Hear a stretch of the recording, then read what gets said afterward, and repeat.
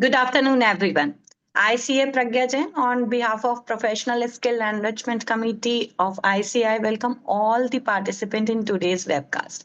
From concept to creation, unlocking design, thinking for smart solution. First of all, I welcome today's resource person, CA Payal Jainji, and other present over here. And it's a great privilege me to introduce today's speaker. CA Payal Jain ji, a dynamic and accomplished professional who exemplifies the perfect blend of technical brilliance, leadership, and purpose driven practice. CA Payal Jain ji is a fellow chartered accountant with over 18 years of post qualification experience. She is the head partner at the leading firm in Bhilai and into the area of sustainability and BRSR reporting, GST advisory, and strategic audit across sectors. She is a personality coach for corporates. CA Payal brings with her a unique dual perspective, having led both in corporate as senior manager, MIS at Data Cellular, and in practice, where she spearheads regularity reporting and audit assignment for Maharashtra PSUs, cooperative institution, and private enterprises. She has earned numerous recognition, including the prestigious India 5000 Women Achievers Award, and has been featured on the ICAI Women Empowerment Portal. Notably, she had been the first women chairperson of the ICAI Bhilai branch, a proud milestone in Chhattisgarh's professional history. CA Payalji is also a certified peer reviewer, GST certificate holder, sustainability and BRSR certificate holder, and many more such post qualification courses of ICI, and a passionate mentor. Her role as a moderator at the World Forum of Accounting 2025 and her contribution to ICI committees reflects her deep commitments to the profession and empowering features future leaders. Beyond the boardroom, she actively serves as a vice president of Helping Hands Club Chhattisgarh and is an enthusiastic advocate of women leadership, student development, and community engagement. CA Payal Jainji is a change maker, a mentor, and future ready chartered accountant. Very well, Madam Payalji. We are waiting to listen you. Now the session is yours, ma'am. Over to you. Thank you so much, Pragyaji, for all your kind words. I just hope that I stand true for all this. First of all, I really apologize for my sore throat today, but let us dive into this very novel and very unique concept that we have today. Before that, let me share my screen.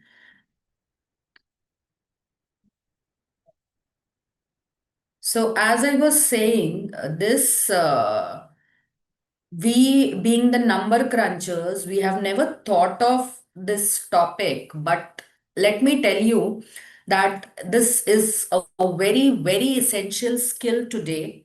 And we all need to, add this value to our lives to have a very successful and a different kind of profession that we are into. So, good afternoon, everyone, and a warm welcome to the session today. It's really wonderful to be speaking to this such a dynamic community of chartered accountants, the professionals who are trusted advisors, analytical thinkers, and business problem solvers. And today, I would, try to add some more. Values addition to what all you already have with you.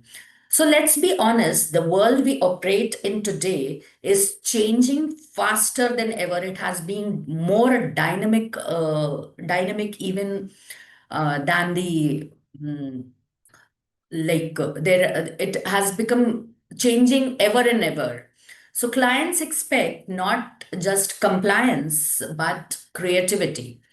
Businesses today expect not just numbers from us, but also insights towards these numbers. And we, as professionals, are being asked not just what happened, but how it happened and how it can be made better. How can things go in a better way for a better professional development? And this is where design thinking comes in. It's a way of thinking that help us move from being problem findings to problem solvings, from routine to innovation. So today we'll explore, let's go through this slide of agenda that we'll be going through the need for innovation in the CA profession, understanding what is design thinking, the mindset and the process, applying design thinking in the CA ecosystem, the tools, methods, and real life examples also. We may also have interactive exercises where we reframe a problem, then from concept to creation, making ideas happen. And if time permits, let us also have question and answer session. So let's begin by understanding why innovation and design mindset are essential for our profession today. So let me start with a simple observation. For years, actually, not even years, for decades, chartered accountants have been known for being analytical, precise, methodical, and very, very risk conscious. These qualities have built the reputation of our profession. And here I would like to stress on, I would like to tell you that believe me, these qualities are still non negotiable. But what about the world around us? It has changed dramatically. Earlier, like maybe few years back or few decades back, the client used to come to us with a file and said, please make the balance sheet for us, right? And today, the same client comes and says, tell me what these numbers mean. Tell me what I should do next. Tell me how to run my business better. Tell me how can I grow in a better way. Tell me how is my development going on. So the expectations has jumped from compliance to guidance to advisory, from reporting to insights, from accountants to strategic partners, right? So what is actually changing around us? Let us take a look at it, the reality of the moment. Automation is eating up the repetitive work. Think about like bookkeeping, data entry, reconciliations. Maybe 10 years back, these were actually full day tasks, isn't it? What about today? Artificial intelligence does it in minutes. In fact, I should say micro minutes, right? Tools auto read invoices, they auto match ledgers, they auto prepare GST data, and even give us suggestions. So the question is, if machines are doing what we traditionally did, then what is our value? This is where design thinking comes into. We have to create our value. We have to create a creativity, a innovation, a strategic thinking for the clients, right? So it's definitely not data entry now for us. It is decision support system. We have become the advisories, the issuers for the clients. AI and analytics are reshaping audit and taxation. Here again, I'll give you an example. Earlier in audit, what we used to do is we used to have sample checking, we used to have test check basis, and in fact, even our reports now say that on the on the basis of observations on our sample test basis, the audit that we had done, blah blah blah, right? So now analytics tools review 100% of the transactions and they tell you which ones look suspicious, right? In tax, AI tools read notices and say these are the, the following are the pointers that are the risky areas and you need to keep an attention on that, right? So clients don't even care how you process the data. What they care is what insight you got from it and what value addition you are doing to their data, right? So clients want, what does they want? They want speed, they want experience, and they want simplicity.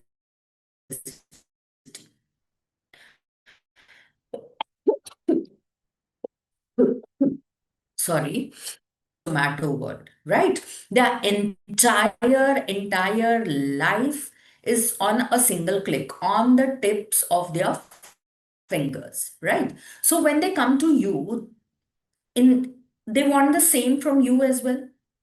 They want quick answers, they want simple dashboards, they want clean reports, they want clear recommendations. So if we give them a long, a detailed, a technical report, they would say, Sir, ये सब नहीं समझ आता. Just give us one summary. Tell the things in a nutshell to us, right? The world has moved to fast, friendly, and frictionless service. So, what actually really differentiates a CA today? Technical accuracy have become the minimum. Everyone actually assumes once you have that CA, the two alphabets behind you, behind the name of yours, people will assume that you're going to be accurate, right? You're going to be precise, you are going to be the perfect one.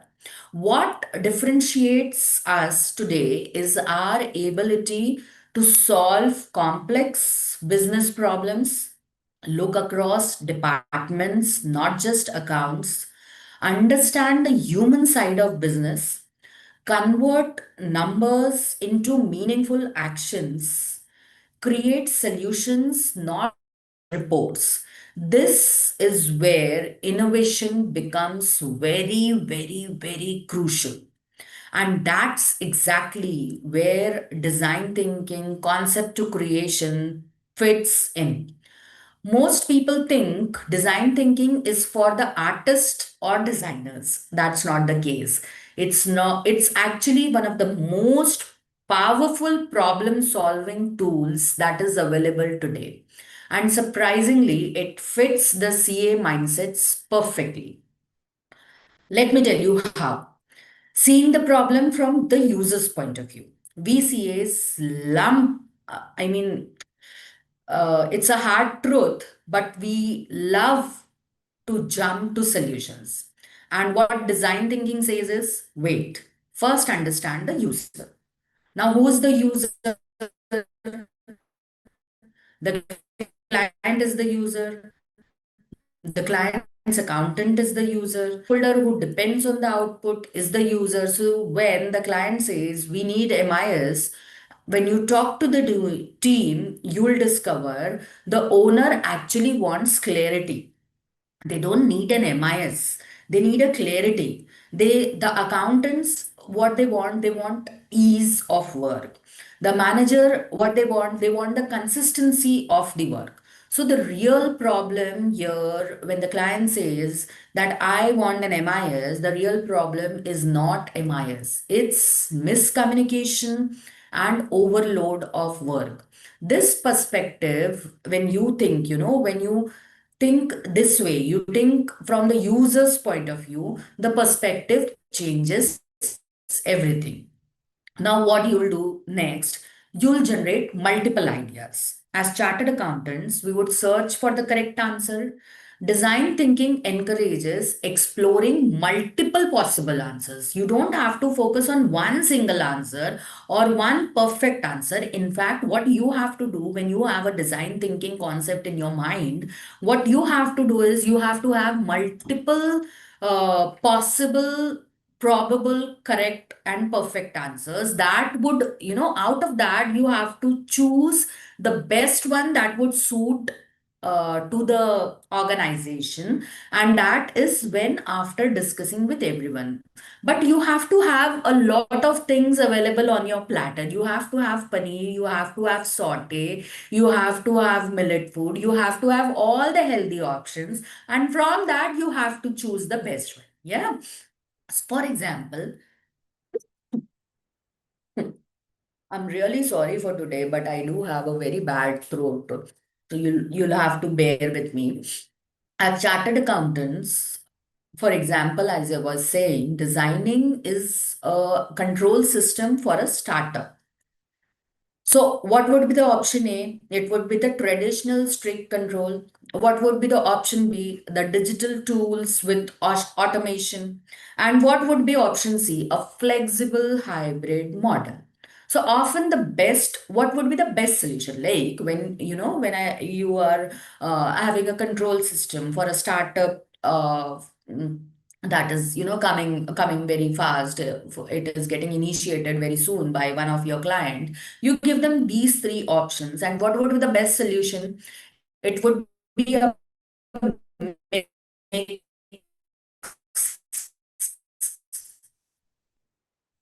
of all these three, right? Not just finalize. In case if you just jump onto one single solution, you are not, exploring options. So when you ideate, when you have innovation, you have good ideas, and then you come to a conclusion, that is actually design thinking. Then coming to the next, testing and refining before full scale implementation. This is where chartered accountants actually excel, the risk management. Yeah. So what does design thinking says here? Don't roll out the whole solution at once. Try small areas, pilot projects, as they say. First initiate the first step, then the second one, then the third one. See, for example, when you are implementing a new budgeting system in your organization, in one of your clients' organization, what you can do is try it for one department for maybe 30 days. See how it works. See where it dooms down. See what it is breaking down. Make improvements, according to the department, or maybe you get to improve those breakdown areas as well. And then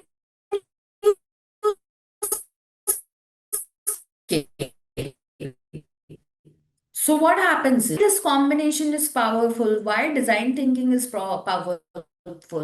Because the CA mindset, the chartered accountants already have that very good mindset of logical reasoning, for structured thinking, for detail oriented thinking, and risk aware. Professionals, pro, as they say in Gen Z words, we are pro in these mindset, right?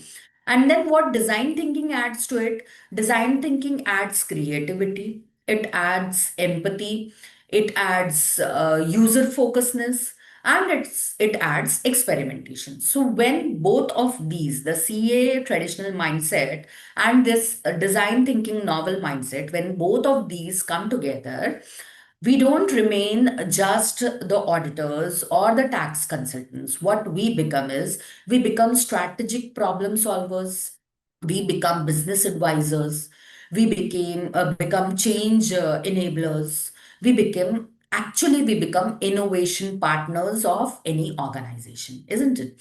So this is actually the future of the profession. Innovation in the CA profession is not about get this into asterisk. It is not about learning coding or buying new software. It is about updating the way we think, updating our mindset, updating our perspective. If we combine our analytical strengths with creativity, human centric thinking, then we don't just remain relevant in the future, we would lead it. Yeah. We become the professionals who don't just measure value, but we create value. So then let us, go further. Let us understand design thinking, the mindset, and the process.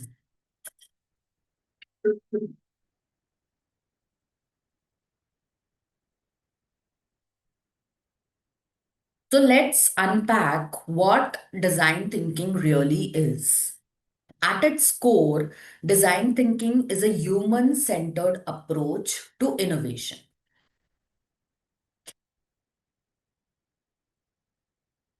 it is at its core, design thinking is a human-centered approach to innovation. It combines, what does it has? It combines logic, it combines creativity that we had already, spoken so much of in the introduction, empathy and experimentation to develop solutions that truly meet people's needs.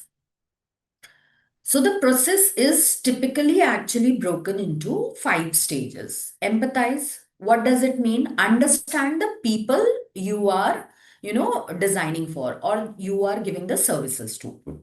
Then define, clearly articulate the problem, ideate, generate a range of possible ideas, multiple options. As I said, you should have lots of breakfast options, and then you decide which one you have to choose for yourself. Then prototype. Build quick, low cost versions of the ideas and then test. Try them out, learn from the feedback, and improve that. So let us look into all these steps briefly, every step, because this is the core of design thinking. Once you understand what all these 5 steps are, you can, apply them anywhere and everywhere, entirely in your profession. And believe me, this is not just the soft skill that you are getting added to you. It is definitely very, very much practically usable in our profession these days. In fact, I am a very big example of using it. I would share my story later in this session. Yeah. So first one, empathize. What this really means. Empathize is actually the base of design thinking. It is, that foundation pillar of design thinking. It requires you to pause your technical mindset for a moment. See, as I already told you before, that we chartered accountants have that technical mindset embedded in us like anything. So you have to pause that for a moment. Step into the shoes of the people involved, your client, their staff, their customers, or even your audit team. You have to step into their shoes. You have to think the way they are thinking. What are their expectations? Instead of, assuming what the problem is, you observe, you understand what people are actually experiencing or they are going through, what is their expectation, what they actually need. So in the CA profession, this means looking beyond balance sheets, the reconciliations and data discrepancies. Look beyond those numbers. The numbers, they are just only a reflection of what is happening in the business. Empathy helps you understand the human behavior and the operational challenges behind those numbers. And once you understand, that the core problem, the root problem, through this empathizing, then it would become very easy for you also to bring out a solution. So, how to practice empathy as a chartered accountant? Sit, see, what you can do is, uh, these are suggestional recommendatory uh, advices that I would give here, that you sit with the client's team and observe their workflow. Ask open-ended questions instead of, technical ones like, what is this number coming from? Where have you got this revenue from? But instead of that, you ask open-ended questions like, how do you earn revenue? What are the various business segments that you are running and how they are, interconnected? These kind of questions. So understand their day-to-day bottlenecks. Notice how people interact with systems and processes. Very important step, very important question is identify emotions. Identify the frustration, the stress, the confusion, the overload of the audit team as well as the customers team. Understand, if I if I try to give an example here, instead of asking, we continue that same example. Instead of asking, why are the MIS reports delayed? what you ask is what challenges are the finance and operation teams are facing while preparing MIS? Is there some technical problem? Is there some system problem? Is there some human problem that is, that is delaying this MIS report? So the answers, when you get these answers, believe me, when you get these answers from those base team, you understand that the data arrives late from multiple departments. Different teams use different formats, so you have to, bring them in a consensus. Then staff spends too much of time cleaning the raw data. There is no standard template. The team is um, understaffed during month ends, or maybe during the seasonal things, because these staffs have gone, for some other work, or maybe on a holiday or something like that. They receive last minute changes from the management. So empathy helps you see the real picture, which is rarely visible in a traditional audit discussion. You never discuss. Tell me one thing. When did you discuss in this audit season only, when you were, trying to file these corporate returns, maybe by 10th of November? When did you last sit with your client and understand their problems? What you were, I mean, most of you, not everyone, but most of you, what you were there cribbing on is the client comes last minute. We have to sit late. We have to finalize things. The work life balance is goes on a toss because of this, and our audit team has to sit late and they have to work harder. And have you ever thought why this is happening? Have you ever thought why this client always comes in the last minute? And then did you guide them? Did you tell them that, Baba, your year ends in March. After that, you have one full month like April, wherein you can finalize everything and get things done, and maybe by month of May you can provide us all the data. And then if it does not, if it does not goes properly, so then that would be our mistake. But since you come last minute, maybe your quality is compromising. Did you ever thought of this, that why did the client come in the last minute? So this is design thinking. And once you empathize, you understand the client's perspective, you guide them properly, next year, definitely the client would come in time, because now he knows the way. See, that client is professional in his business. He knows how to run his business, but he doesn't know your work. So you have to get your work done, isn't it? And you should know how smoothly this work can be get done from the client, so that your after work also goes smoothly and properly, isn't it? So this is where empathy comes into picture. This is where design thinking comes into picture. Then the next one is define. What again this really means. Once you gather the insights from the empathy stage, the next step is to define the real problem. Understand the real problem and bring it into black and white, bring it into words. Many times, the problem stated by the client, is only a symptom, not the root cause. Yeah. Defining the problem correctly shapes the direction of your entire solution. A wrongly defined problem leads to wasted time and ineffective solutions. Like, in continuing in our example, the client comes late, and what reason does he give is that, right? And you vouch on that. You also think about this only, that the accountant is at problem.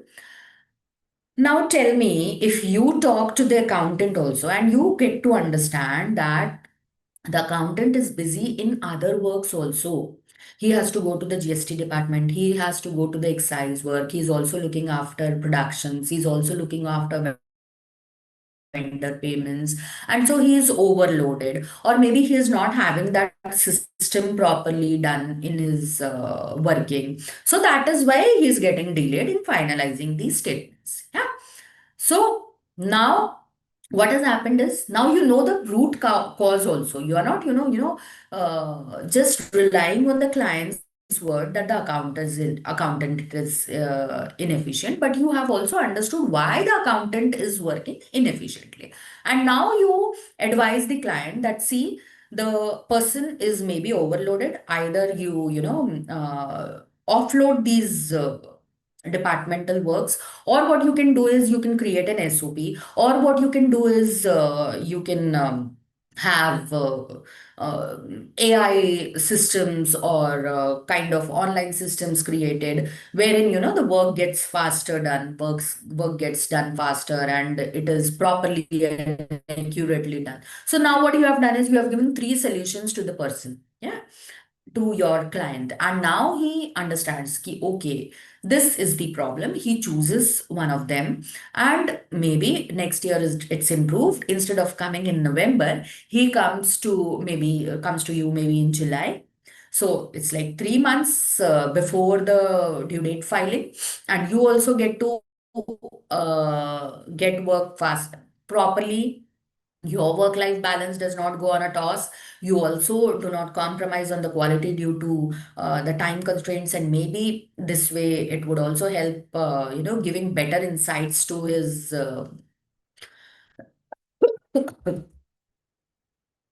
to his business. Yeah. So how to define the real problem? Combine all the observation and insights that you collected in your empathized state. Look for patterns in the issues mentioned. Focus on what is actually causing inefficiency. Then frame the problem as a clear, actionable statement. Make sure the problem is not too broad or too narrow. So again, then coming to our MIS getting delayed, MIS report getting delayed example. So actual definition of the problem, there is no automated or standardized workflow for data collection and consolidation across departments, causing delays in MIS preparations. This definition is now much more sharper. It reveals that departments are not aligned, manual data consolidation is very slow, files and formats are inconsistent, there is no ownership or accountability. Once the right problem is defined, designing a solution now becomes much easier and more effective. Now, what you do is you go to the next step, ideate. What this means now, this is the creative stage where you generate your role as a chartered accountant now come into picture. You generate as many possible solutions as you can. Like in our example of the client coming late, we had three options, isn't it? So the goal here is not to evaluate the ideas. The goal is to generate them. As chartered accountants, we are trained to look for the correct answer. Ideation encourages us, this I had already, emphasized in my introduction also. Again, I'm putting stress onto it. Ideation encourages us to explore multiple possible answers first. Only later then we, analyze and refine them. So how to ideate effectively? Encourage free thinking. Don't have any biases in your mind. Involve people from different levels, maybe the partners, maybe the juniors, the client staff, your team, your audit staff. Then avoid judging ideas as I already said, don't be biased. Avoid judging ideas as good or bad during the brainstorming phase. Aim for quantity first. Aim for how many options you are getting, right? Then capture every idea, even if it feels unrealistic. Often what seems unrealistic actually becomes, a practical idea later. It sparks that stimulant. So, just keep on writing the ideas, just keep on, capturing them and listing it down. Now, again, in our MIS example, the MIS delay report scenario, what you do is during ideation, your team, or maybe the client team, they suggest that a shared Excel or Google Sheet format that everyone uses, a master dashboard that pulls data from multiple sources, a simple workflow tool that alerts department when data is due, a weekly update call to ensure consistency, then assigning dedicated coordinators for each department. Automation tools can be used like Power Automate, Zoho Flow, or Tally connectors. Then removing unnecessary data fields from MIS to simplify it. Some ideas maybe are very simple, some are very high tech, some are the hybrids. The point here that I want to stress is just create a wide range of possibilities and probabilities. Create as many options as you can have so that you have so much of things to choose from. Then going to the next step. Next is prototype.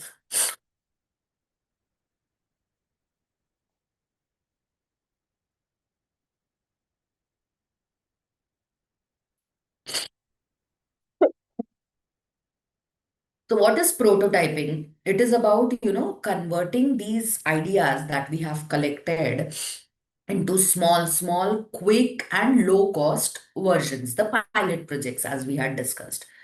These can be, tested. It is not the final solution. Do not, think of it as a final solution. Do not come to a conclusion. You can, create those pilot projects and then you can test them. So it is just a model that helps you understand whether any of these ideas that we have collected has a good prospect, does it has a good potential. So for chartered accountants, prototypes do not need to be sophisticated. They can be a small dashboard, a simple workflow diagram, a draft reporting format, a small automated script, a test run for one of the so many departments.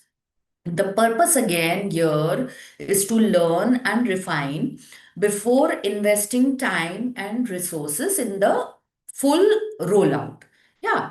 So how the prototype will work? Pick one or two promising ideas, make a basic version out of it, maybe quickly within hours or a couple of days. Share it with the observe how the staff of the client is using it, how they are getting accustomed to it, are they resistant to it, or maybe they are not getting it as a very user friendly thing. Then collect feedback from them.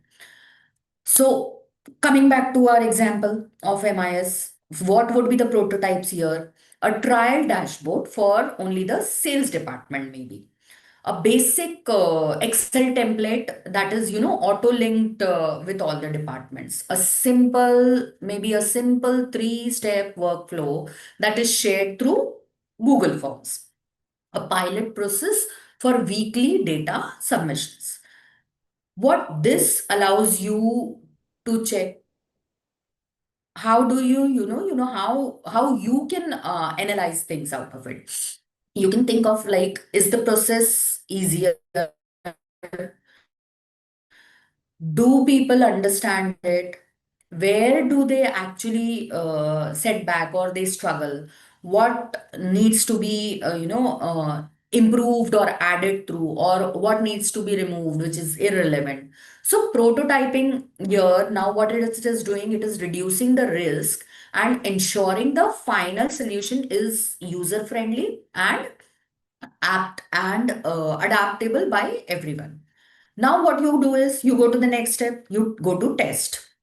So what is testing? Testing is about trying the prototype in real situations, collecting feedback and improving the solution. It is actually an ongoing cycle, a vicious cycle of improvement and refinement loop. Yeah. So what is now design thinking doing is it is not aiming for perfection in day one. What it is focusing on is continuous progress. And how this testing stage would be effective, it would be effective when you implement the prototype in a very small area, observe how users are interacting with it, go and ask them what is actually working for them and what is not working, what they are not finding good. Make improvements after this feedback, then test again after you have created those improved ideas, then scale only when the model work is working smoothly for that department. Once you are assured, once you are once you come to a conclusion that yes, this testing and refinement has become now successful for this particular department, it can be rolled out for entire organization. So when you roll out the new MIS workflow or dashboard in one department for 1 month with a clear point of contact, then during testing, you may find that some fields are still very complex. Staff is preferring a different kind of input format. The timing of data submission, it needs adjustment. Then there are certain formulas or scripts that needs correction. The dashboard requires additional filters, and you refine this prototype based on various feedbacks and then you again retest. So after it consistently works well, do you roll out it across the company. And what testing is ensuring? Higher adoption, better accuracy, greater user satisfaction, lower implementation risk, and a more successful final solution. This is what testing ensures. So design thinking helps chartered accountants become more effective by focusing on the people behind the problems, defining the issues correctly, exploring multiple solutions, building quick, actionable models, and refining them through real world feedback.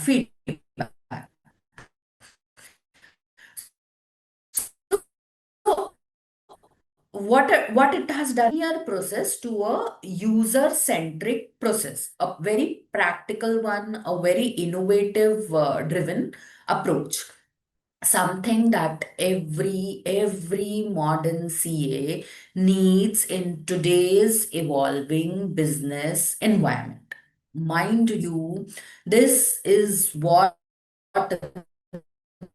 the approach the client is expecting from you. And once you are into this approach, obviously, this client is going to be there for with you for forever. And this is how, you keep them to you. In fact, they refer to you to lots of people because they know that whatever solution that you would be providing would be practical. It would not be something theoretical coming out of the books, but it would be a tried and tested thing that is coming from the real world, real problems that their organization is facing.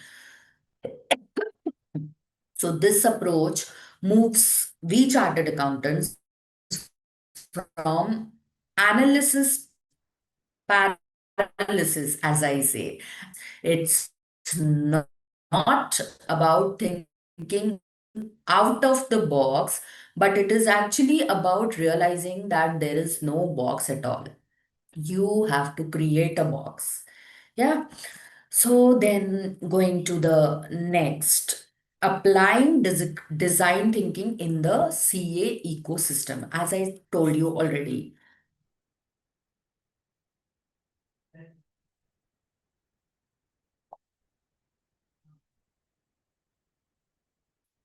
This design thinking is not some soft skill. It is not something, just to be written in the books or maybe to, just preach, but it is to practice.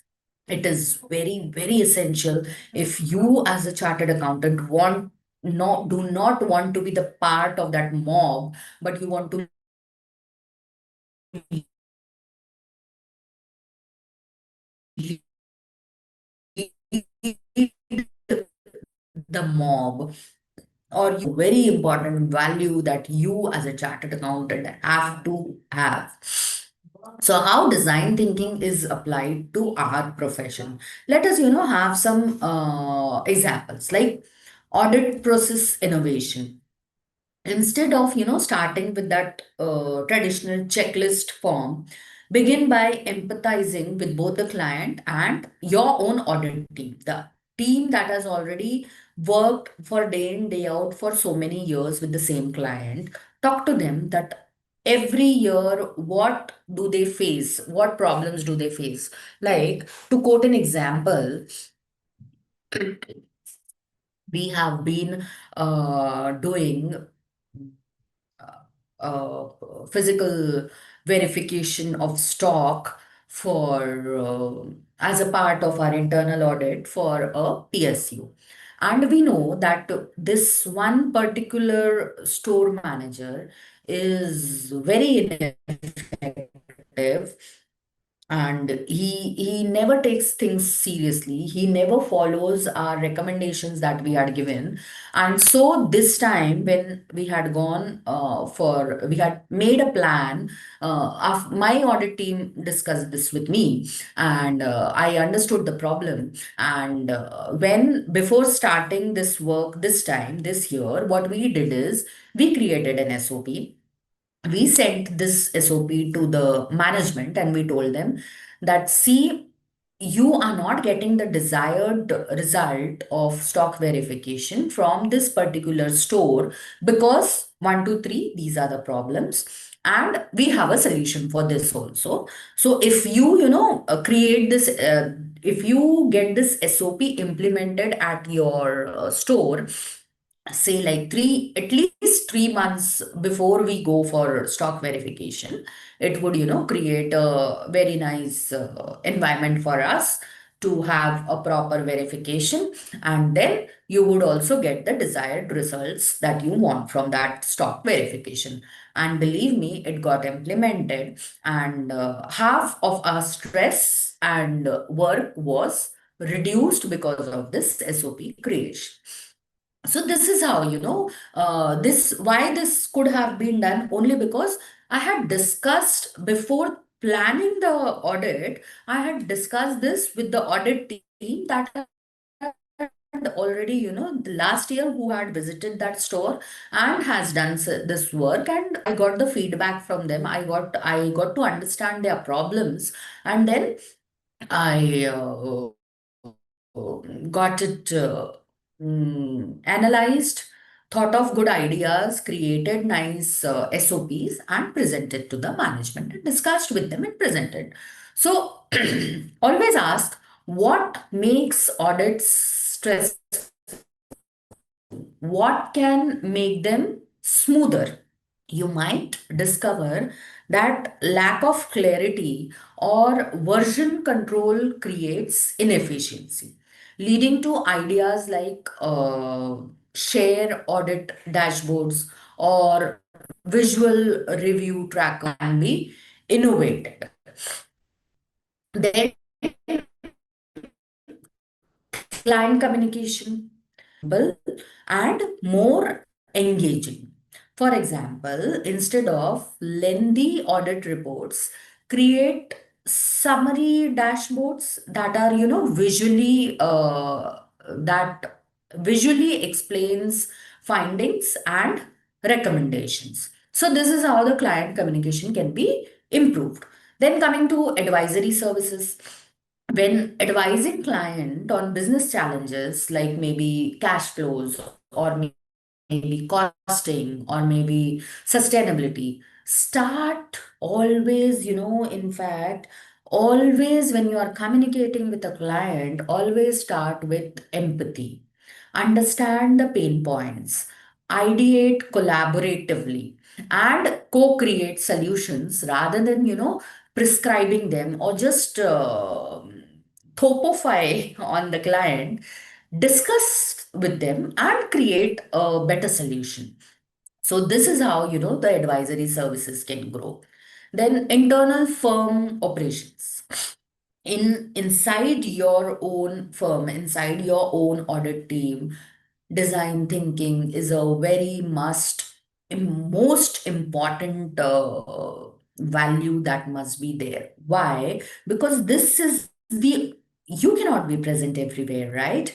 You are representing to the client.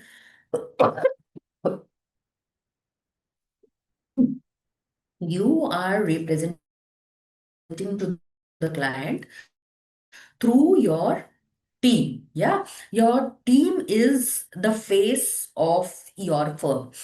So understand their problems, understand what they are facing when they are going to a client place, or understand what they are going through when they are creating some audit work, or they are creating to improve your internal workflows.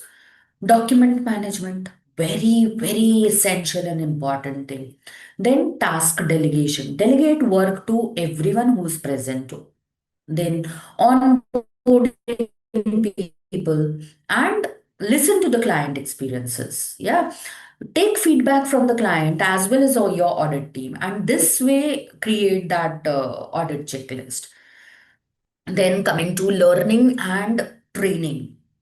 Ours is a profession that demands updating yourself every day. You have to be at par with the technology, with the ongoing processes, with the amendments, with the laws, everything. You have to be at par if you want to stand in this profession. Otherwise, it is not very, what you say, it is not very far that you doom and you fall down. Because if you are not updated, see, if you do not know how to, maybe many of you must be from an era. In fact, I am from an era wherein WhatsApp was not at your hand. You started, but didn't you start learning it? And today is the day when WhatsApp has become a essential tool of your working. It has made your work so easy. It has made your presence through the status or through the stories or the broadcast. So this has made your life so easy. And believe me, if when WhatsApp was introduced to your mobiles or to your lives, had you have been it possible to you stand today to create your presence? No. So that is why learning and getting trained or training others is a very essential design thinking that you have to have. Use empathy driven learning to design more engaging sessions or internal training programs for you, for your staff, for your client staff, and get trained. You can, create small ideas of working, and they understand how to visualize things. They understand how the workings are going on. They understand the amendments. They understand the laws, the applicability to their business also. So the beauty of design thinking that is that it's universal. It does not replace your analytical skills. It actually amplifies your skills by adding a creative lens to that specs of yours. Yeah.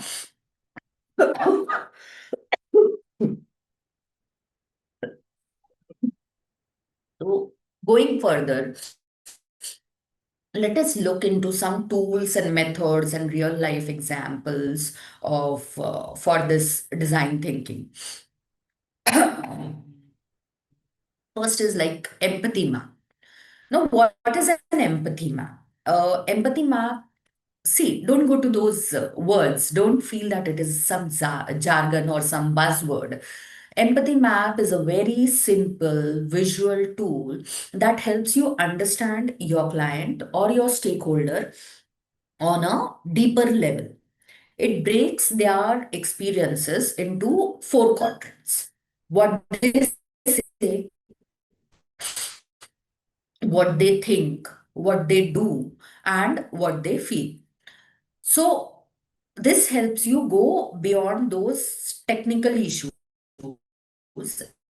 and understand the human, how you can use it when a client's problem seems very confusing or maybe repetitive.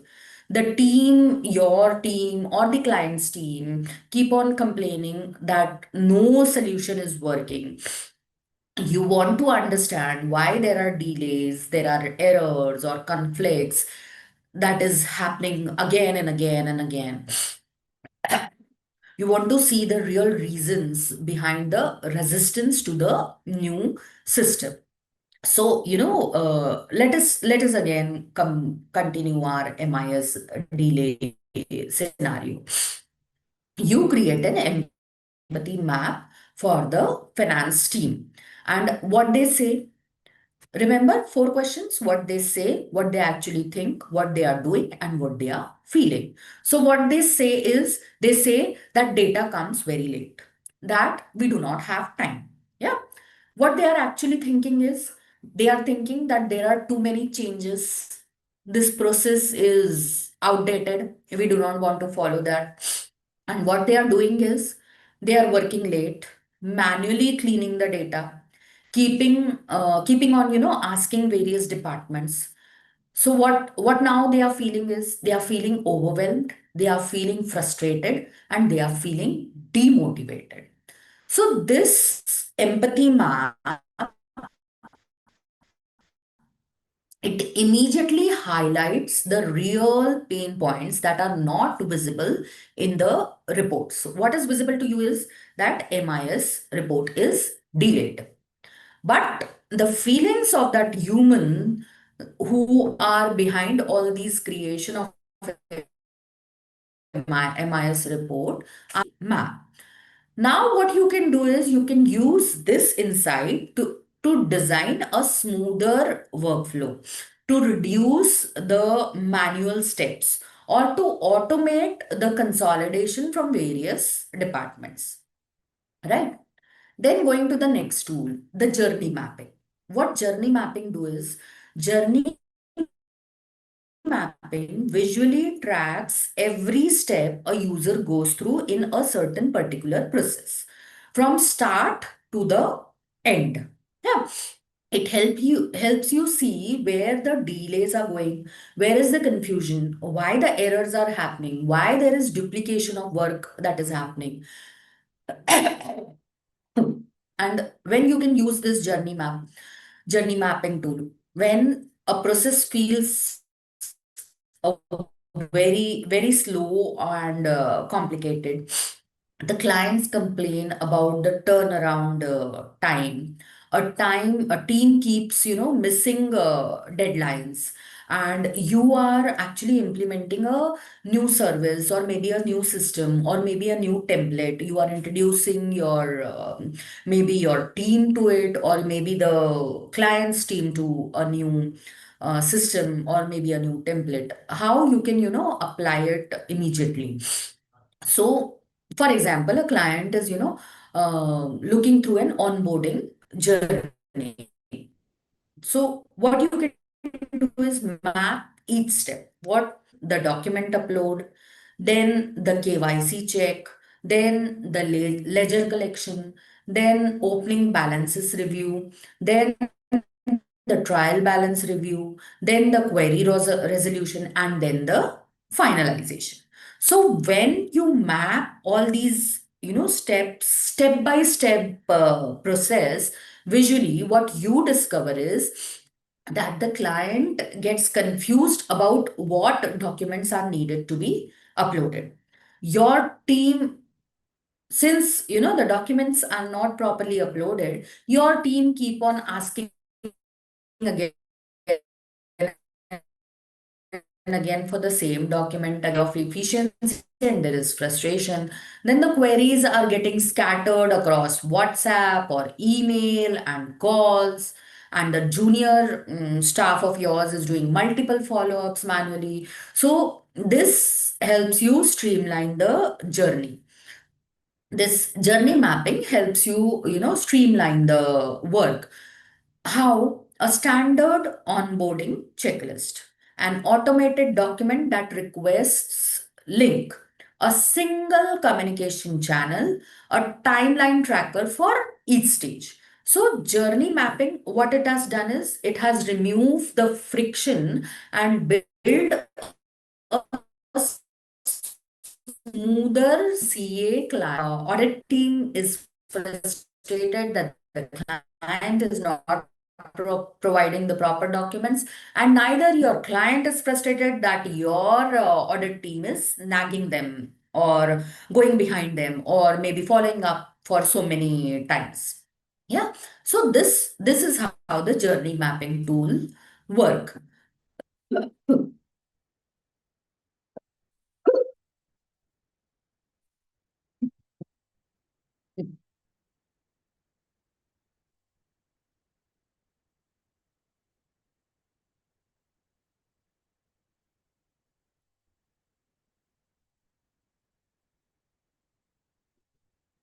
The next tool is how might we, the as we commonly call it in our office, the HMW questions. How might we? What is this about? The HMW questions are a reframing technique that, that turns problems on what's not working. The HMW questions focus on what could, how might we. So when you techniques or tools, when your team feels stuck, your client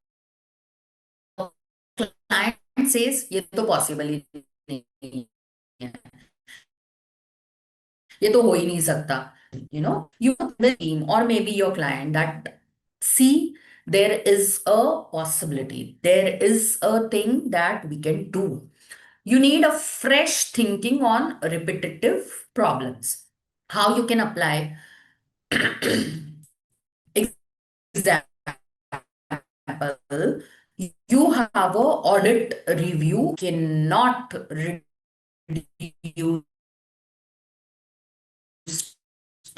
turnaround time. Reframe it. How might we reduce audit review time without compromising quality? See the difference? And what it does now, this opens the probabilities, this opens the possibilities, such as a review checklist can be created, a standardized working paper can be created, real-time automation can be done, delegating sampling to juniors can be done. Using W questions, shift your thinking from the barriers that has been there, as they shift your thinking from the blindfold to the solutions. It shifts you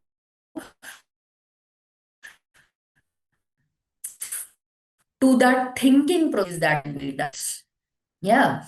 Then going to next example, next tool is brainstorming. Of course, it should have its own rules. It should not be wavered. Yeah. It should be professional. It should be stuck to the particular point that you are talking about. So, brainstorming is what it is. It is a structured group activity where team members the problem, or maybe without judging the conclusion like good or bad. Brainstorming tool.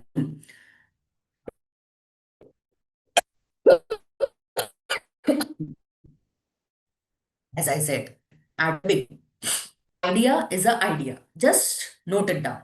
Then encourage bold ideas, even unrealistic one. Encourage them. Think about it in your list. Build on others' ideas. Like, yes, and what you have to say is, okay, yes, we can think about it. Okay, yes, and let us, explore some more ideas. Then go for quantity first. Quality, you can do afterwards. Like you can come to a conclusion afterwards that which idea is the best, or maybe you can combine many ideas and create one new idea. But right now in brainstorming, what you are doing is quantity of ideas. Just go on, listing down ideas, go on getting ideas from various members, go on understanding their point of view, go on, give a thought to every possibility that can happen. And when can you use this brainstorming? You can use brainstorming when you have a defined problem. You need multiple possible solutions. Your team has differences of opinion. Like each member of yours is thinking on some different line. You want involvement from juniors or cross-functional teams. And how chartered accountants can apply this, like, for example, you want to improve your monthly reporting. So what you can do is you can gather your team for like 20 minutes, set a timer, and ask everyone to write ideas on sticky notes for improving the monthly reporting. We had done this at our office, uh, and some very beautiful ideas that has come out from this exercise look like the ideas included that why don't you standardize the Excel format, across all the audits. Though the audits are different for different clients, but we can have some standard things that are, applicable to everyone. And believe me, this was a very good idea. And gradually we did that. We standardized a certain kind of onboarding checklist for everyone, for every client. And this was done so beautifully from one of our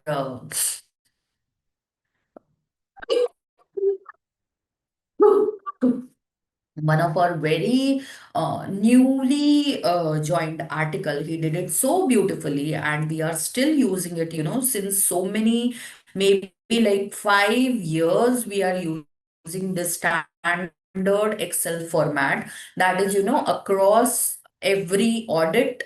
Maybe it a tax audit, maybe it for internal audit, or maybe it for statutory audit, maybe it for some banks, or maybe it for some manufacturing company. We are using this Excel format, and wherein you get very basic data about every client, and that that every year and year that gets updated. Like if the client have the turnover is changed, or maybe the contact person is changed, so it gets on updated every year. It makes our further processes easier. Then one more very beautiful idea was use tally connectors. That then one more idea that can be is preparing reports department wise, instead of having all the consolidated in your hand, why don't create department-wise reports and focus on those departments which are lesser efficient, or maybe which are lesser result oriented, or which are not giving proper expected results. So you know that this particular department is hampering your work, while the others are working very nicely, but they are getting hampered because of this one particular department, maybe. So when you have identified that problem area, and then you concentrate on that, focus on that particular department, get it properly on the track, and gradually and in turn, all other departments also start working efficiently. Then create a Power BI dashboard using, artificial intelligence tools and this kind of things. Reducing report size to essentials, maybe. Like, as I said, today's client does not want that lengthy and technical and those detailed kind of things. What they want is what matters and where they needs the attention. So, you create that entire detailed report, but then you have one summary in a nutshell, wherein, it is called as a synopsis, where the client needs to, look into that one particular page, and then he decides, ki, yes, now these technicalities, these details can be looked into by my juniors, or maybe my other staff, the client staff, and they will cater to it. And but he knows in a nutshell that where the problem actually is, and where it needs his attention, where he has to focus to improve his business, or to improve his develop his business in a better way.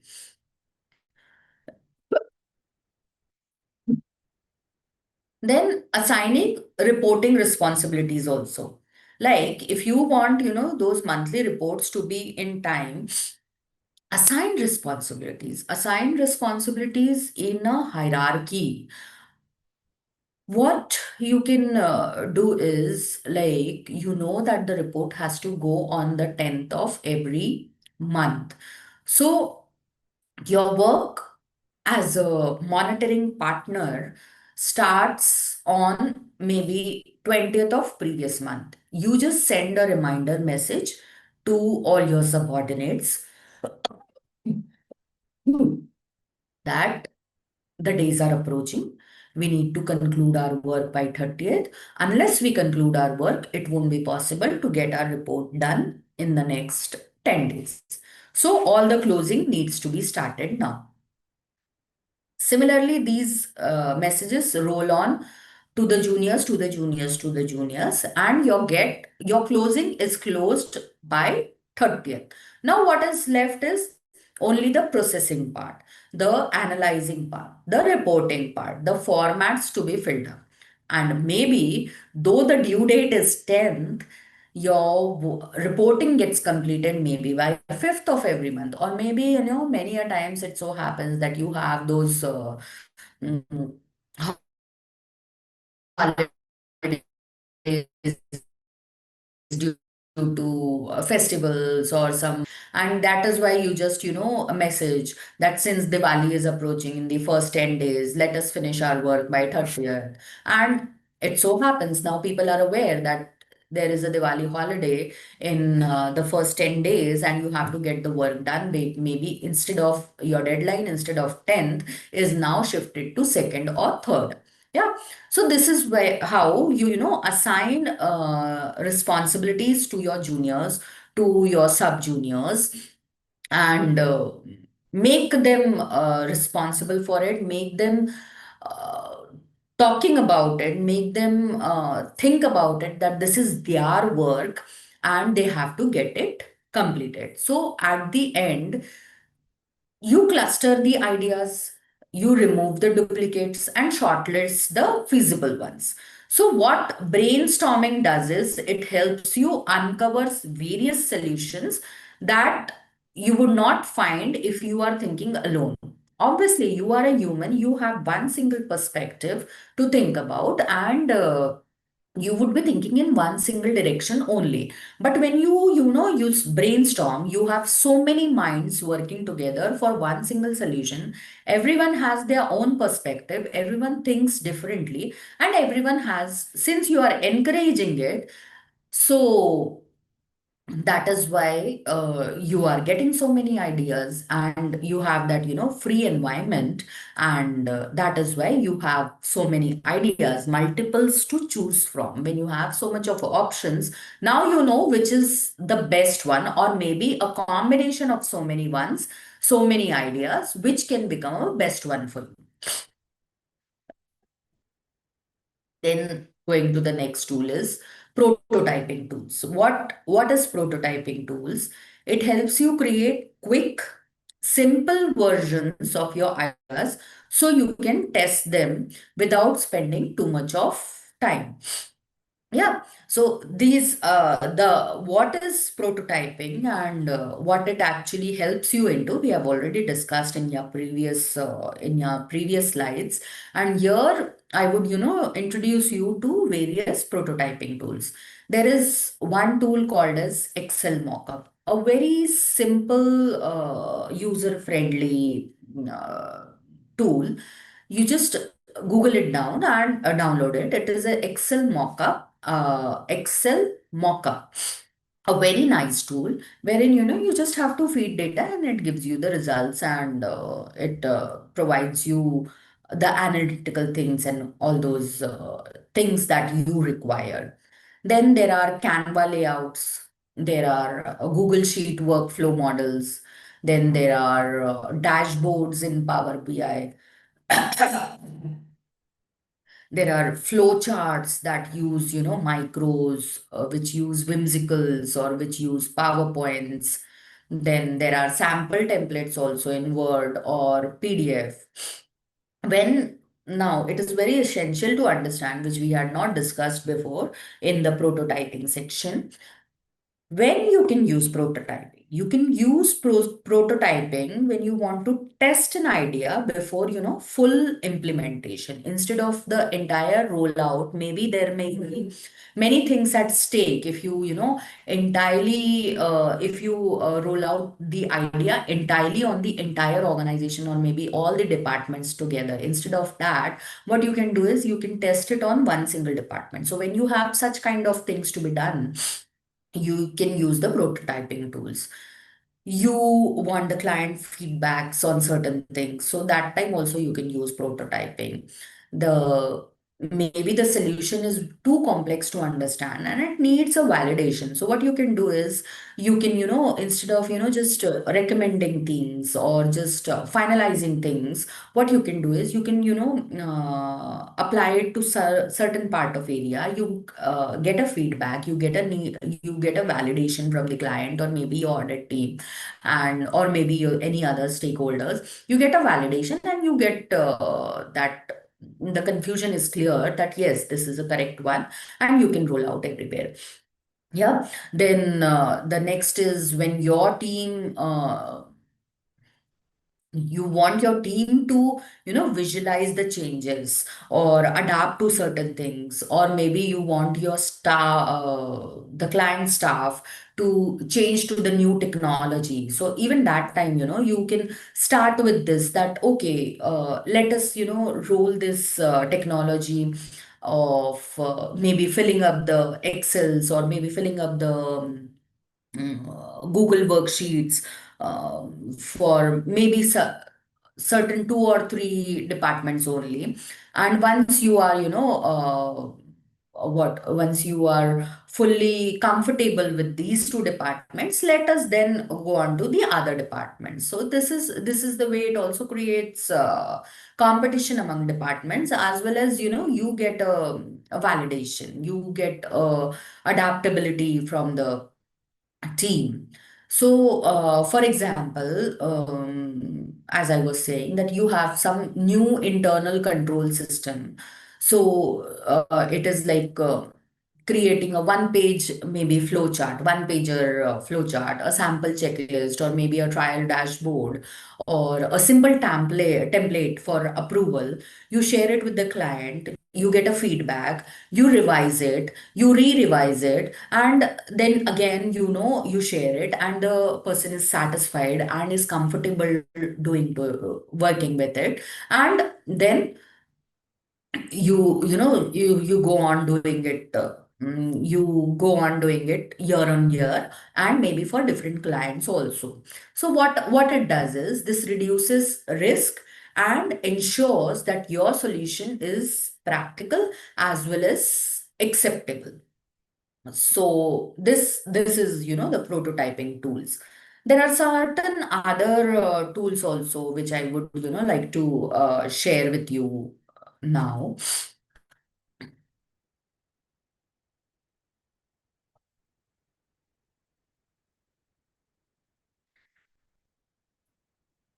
Like the HMW questions, there is also one more tool known as why analysis, why analysis.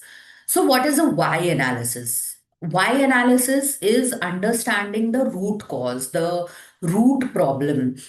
It is an analysis tool that that helps you to dig deeper, to go understand the insights, to understand the deep rooted problems by asking why. It is like asking why 5 times to reach the underlying issue. Why this is happening? Why this is happening? What may be the reason? Why he's behaving like this? Why my team does not want to go to that particular client? Why that client always comes late? Why that why the working times are different in a particular, say, like we had newspaper client, a newspaper printing agency, printing newspaper printing person as a client for us, you know. So he was like, he would never let us, our working time starts at 9:30, 10, and he never used to entertain us in the morning. And it was like always, his day always started at 12 o'clock, and it used to end by 5 o'clock. So we had a very limited time, and because of this timing constraint, we always used to have spend longer time with that particular client. We had to put and enforce more team members to to complete the work within time. So then once, though it was very logical to think about for at my place, but one of my team members who was very junior and initially started with his work, so he asked me, "Ki, why this particular client never let us come at 10 o'clock?" So, sir, it is ma'am and sir, what happens, it becomes very tedious for us, for like, because our work starts at 10 o'clock, our office starts at 10 o'clock, I have to come here at 10 o'clock, then I have to commute to that person's place at 12 o'clock. So these 2 hours I am not able to focus, I cannot do the focused working in the office as well, because I have that in back of my mind, I have that in mind that I have to go to that person, I have to go to that person, and so I'm not able to work efficiently these first 2 hours. And again, 12 to 5 working is not enough, and I have to go for longer period of time for that person, to that client place. And then as a mentor, what I did is, instead of answering him, I told him, why don't you do one thing? Ask that particular press fund, maybe um, whenever is convenient for him, and go there and just visit that printing press place and understand the working of that printing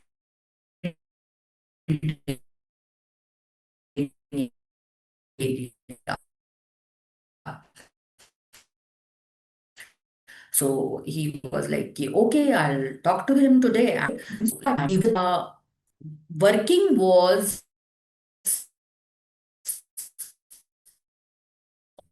always in the night. Printing of newspapers always happened during that period. And even the news collection. Hello? Hello, is it fine now?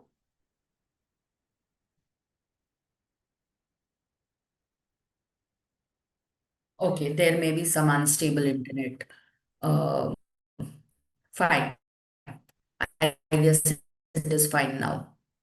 Example, then they understood that the data collection always happened during the night. Maybe there were some, spur of the moment news that has to be published, and that is why they had always even the including the finance teams had to be alert all night, and that is why they have made this working time as 12 to 5 for all the official works or during the day, because other offices wherein they have to interact, or wherein all these statutory things has to be done, they are always between the daytime only. So they had to keep this office working hours as 12 to 5. And then he understood that problem, the pain point, and then he never complained. In fact, whenever even this when he became a senior in his work, and he had his juniors going there, he in, instead of those people quite particular different kind of experience, and that is why they have to have they have to stick to these kind of working timings only. So have to understand the root cause. And when can you use this why analysis is when the problems keep repeating, when you suspect the issue is not the real issue and there is something underlying behind this problem, you want to get to the root cause quickly. So ask these why questions, ask the why analysis. For example, you have a GST mismatch. So what 5 questions you will ask? You'll ask why the data is incorrect, why wrong, is there a wrong HSN, is that, why again is the staff confused, why again is the HSN list not standardized, why again is there no SOP, and then you understand the root cause. The root cause is lack of standardized HSN SOP, and then you understand that this is the problem, and you create a nice HSN SOP, and then the problem is you make the client or make the audit team apply it, implement it, and the problem gets resolved maybe in a month or two. Then going to the next technique is the scamper technique. You can note it down if you want. It is SCAMPER, scamper, scamper tech. So what is a scamper technique? It is a short form for S stands for substitute, M stands for modify, P stands for put to another use, adapt, modify, put to another use, eliminate, and reverse. It is, something similar to prototyping. What you do is you have certain problems. You have tried everything, but nothing is happening. There is a problem that is unresolved. Now, what you do is you think out of the box.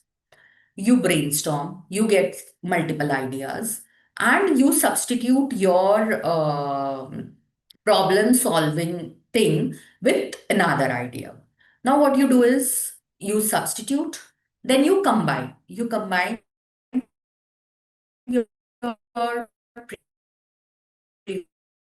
previous idea as well as these changes.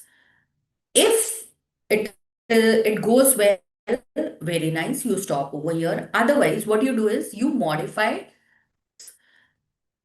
Once you are confident that yes, now it is working, what you do is you use this same technique to some other place as well.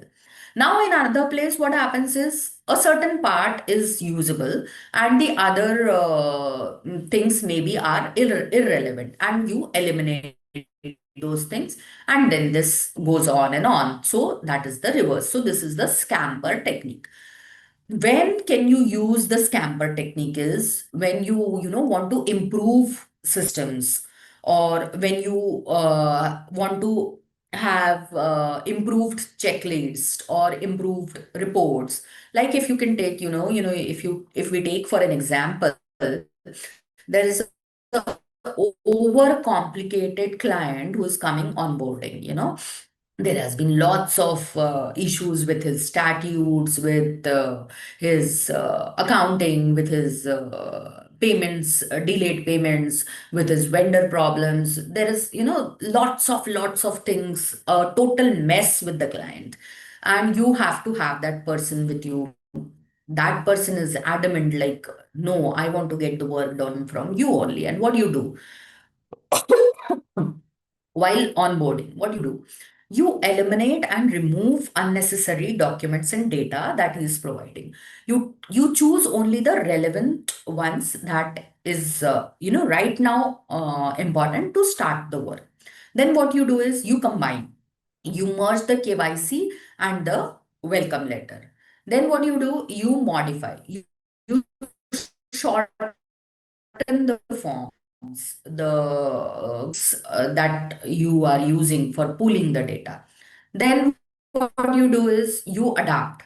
You adapt using the Google Forms instead of emails. Instead of those traditional way of getting connected, what you do is you create Google Forms so that you get the relevant data that you want, the pinpointing data that you want from that person. You send that Google form to him, and you get only that particular data from him, because he has only those fields to be filled up. Yeah. So this is how you can, apply these things to a client who is onboarding.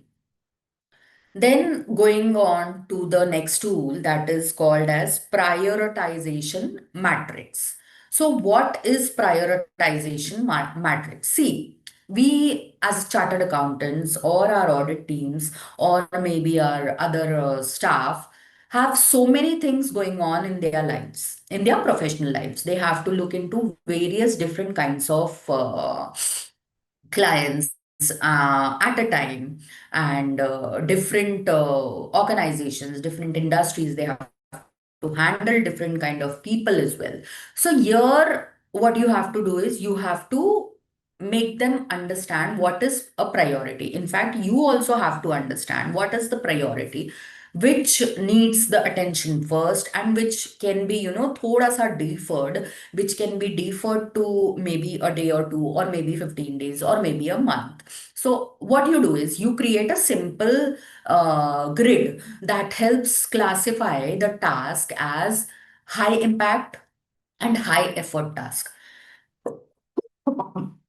A task that has very high impact, and it also requires high effort. Then the next would be the high impact and low effort task, where the solution is very impactful, but you need very low effort. Then another grid would be where you have very low impact, but you need high efforts. And the another grid would be, just to try to imagine. So another grid would be low impact and low effort. Now, what you do is when you can use it, you can, use it like when you have too many ideas and you need to decide which one to implement first. So, or which department to choose to implement the idea. Like you had so many ideas done in brainstorming, and now you want to have a testing, you are in the testing stage. So, you need to choose which department wherein we can start the testing. Or you have so many ideas, you have multiple options, and you need to choose which idea would suit better. So, you can create this kind of priority matrix. Like, for example, you have, 20 ideas to improve the audit quality of a certain client. So, what you do is you pick the high impact and low effort ideas first, so that, know, your efforts are reduced, but still you have that desired result which you are looking at idea. And then what you do, what kind of that idea would be? The checklist standardization. Remember that ideas that we were talking about, or the color coded work papers, or maybe the review meeting schedule idea. So these these are the ideas which will give you, they need very low efforts on your part as well as your team member. So this is the way, you can create a prioritization matrix, and you can choose which ideas could be better to start with, and then gradually you can, shift to high impact, high effort ideas. Then gradually you can shift to low impact and high effort area, and then finally to low impact and low effort area. So, to summarize over here, these tools are not actually theoretical. They are really, really practical ones. Believe me, we have,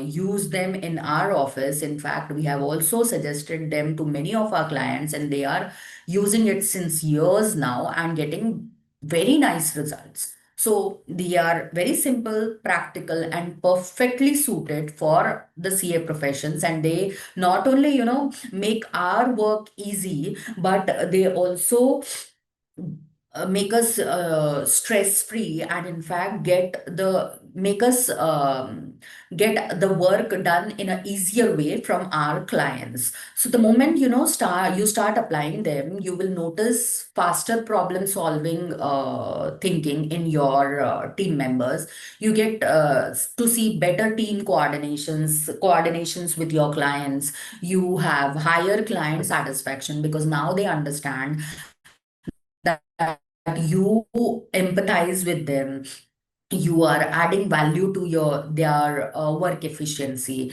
Then you have, clearer processes implemented in within your office.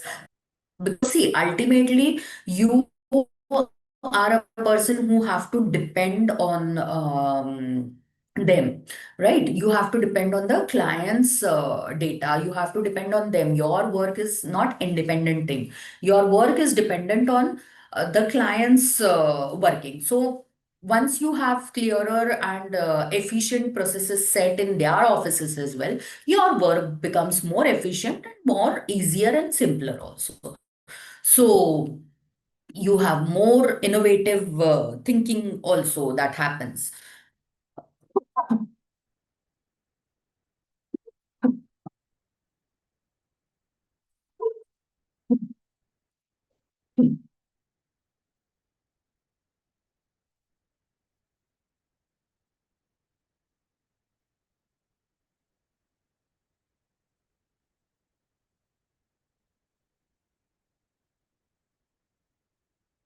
I'm so sorry.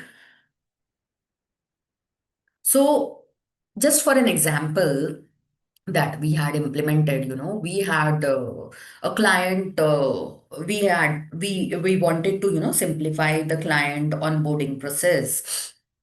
What we did is we mapped every step from data collection to document signing, and then discovered that clients were getting overwhelmed. They were getting frustrated by a repetitive requests. So what we did is a very simple thing that we did, a very simple and easy thing that we did for us as well as the client thing. We created a simple checklist and a digital upload portal. Yeah, so that is our internal portal that we have. And what happens is we just send that link to every new client. And believe me, this onboarding process has been the efforts at our part as well as the client part has reduced almost to 40%, and our working time has also been reduced to almost 60 to 80%. Now we get the documents on a flick of our click, and everything is already, since it is a digital portal, so everything is already there in the extract it and use it wherever required. So this is the way the onboarding process has become so easy, and the working, the documentation has become so easy, and the client is also now feeling very happy that he does not have to cater to all the repetitive request.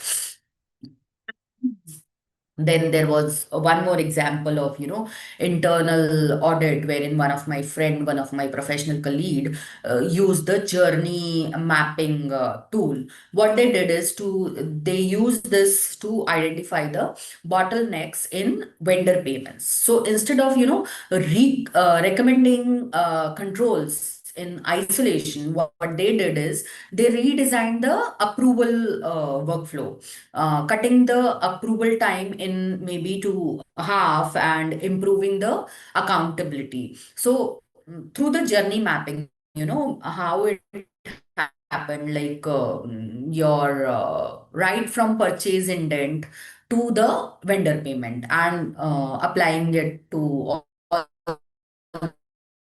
the like MSME laws. The every step was analyzed, every step was thought of, and then uh, they just identified the bottlenecks, the breakdowns, and improved them. And believe me, these vendor payments, which were delayed by months and months on, and due to them they had pay penalties and interest. So they now understood where the problem was, where the root cause was for all these delays, and they have reduced to almost to 2 months and 1 month for the payment vendor payment.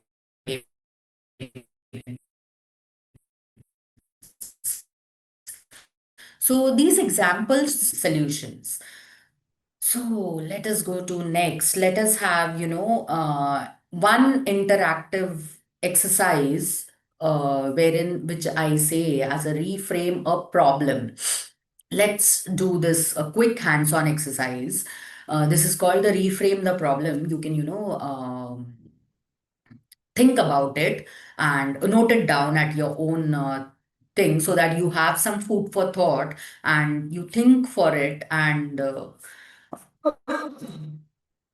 you try to improve the problems that are there. So think of one professional challenge that you have faced recently. So it can be anything, it can be a client delay, it can be a staff turnover problem, which I guess everyone of us faces today, or it can be, a lack of process efficiency. Now, what you do is, instead of, stating it as a complaint, or maybe thinking it as a pain point, or maybe thinking it as a frustration point, what you can do is you reframe it into a HMW question. How might we do this question? So, for example, the client is not, responding on time. So, what you do is you think of that HMW question. How might we make this client follow up more engaging? What you can do about it?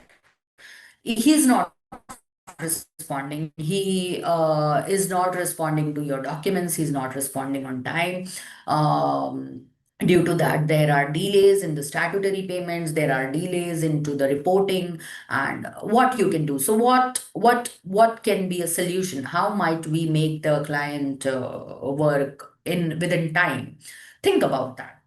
There can be a solution that you speak to his boss, like maybe if you are interacting to the accountant, speak to the manager that he is reporting to, or speak to the owner of the organization, or maybe send a message, or maybe send a WhatsApp message, or maybe a mail to the owner, like I had this assignment of brand valuation wherein I needed the documents, and it had been like almost 2 months wherein I had sent a checklist, but I have not received any of the documents. And it was so frustrating for me because the owner was, he was following up with me why my work is not getting done and I need it by this time and that. And then what I did is I sent that checklist to that owner itself. And believe me, I got the answers, I got the reports, I got the documents. In this is no myth, it is a fact. I got the documents just within 2 hours of sending that chippered, because the following documents have not been received by my office. Yeah. Okay. I don't know what's the problem. Is, is it fine now? Okay, I'll just,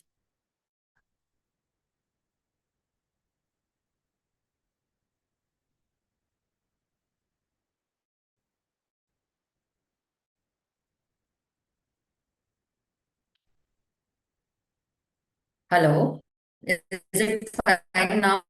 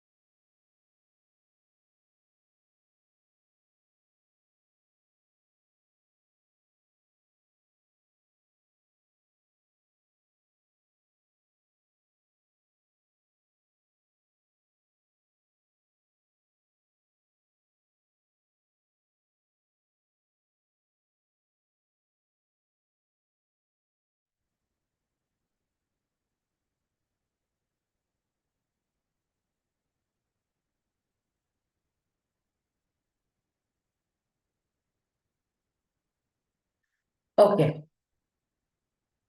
Okay. So let's continue with the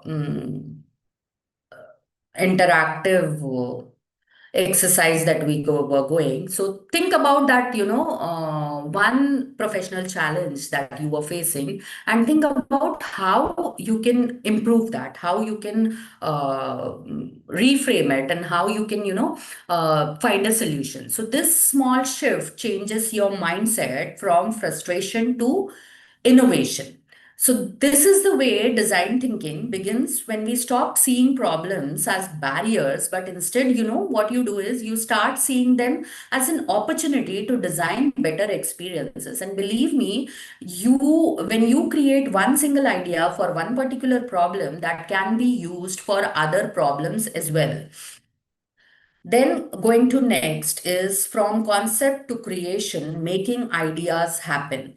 Ideas are only valuable when they move to implementation. Let not the idea just be an idea, let it get implemented. So, how do you take that to concepts and make them real and make them practical and make them happening? There are simple 3 steps path that you have to follow. It is start small, pilot your idea, test it with one client, one team, or one process. Then go to the next step, get a feedback, ask what worked and what did not, and iterate quickly. Change, modify, reverse, revise, and then go to the next step. Scale gradually. Once the concept is working, roll it out more broadly. As I already told, that apply it to various different clients. If the idea is working for one particular client with certain modifications and revisions, it may work for others also. Always remember, design thinking is about action and learning. It is not about chasing about perfection, but it is about learning day in day out and implementing it. So it's okay even if you for fail for the first time, but you learn it, you learn out of it, and that's how the innovation grows. So as chartered accountants, we are trusted because of our precision, because of our analytical thinking, because of our strategies. But innovation actually requires courage to experiment. So when we combine this precision, this strategic thinking with creativity, we unlock true professional excellence. So the key takeaways that before we close, that I would like to summarize right now are: design thinking is a human-centered creative problem-solving approach. It enhances the chartered accountant's role from compliance to strategic innovation. We have, learned this through so many examples. We are the heart of smart solutions. Tools like empathy maps, journey maps, prototyping, prioritize matrix that can be easily applied in our work. So innovation starts with reframing the problem and taking small steps toward challenge. So remember, design thinking is not about designing things, it's about designing better ways of doing things. As chartered accountants, when we combine our analytical power with design thinking, we create solutions that are not just correct, they are not just perfect, but they are meaningful, they are efficient, and they are impactful. So if there are certain questions, I would like to, I would be happy to take them. CA Pragya, if you can check if There's there are. no, yes, Payalji, there's no question as of now. Yeah. Okay, okay. Fine. So I guess I am really thankful for all the time and participation that all of you have put up today.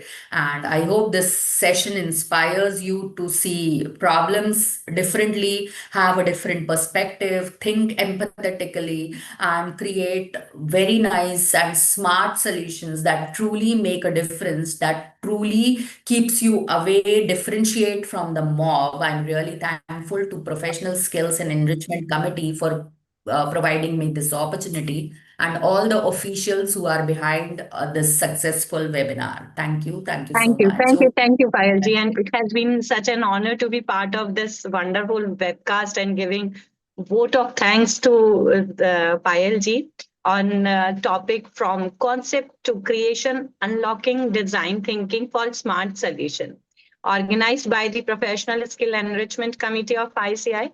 On behalf of the Professional Skill Enrichment Committee of ICI, we would like to extend our heartfelt gratitude to our speaker, CA Payal Jain ji. our enlightening session. A wide round of applause and thanks to the organizer, Professional Skill Enrichment Committee of ICI, our today's speaker, CA Payal Jainji, and other stakeholder made the webcast a memorable one. Finally, we would like to thank all of you present here and helping us make this webcast a grand success. Thank you, Vana. Thank you, Pet.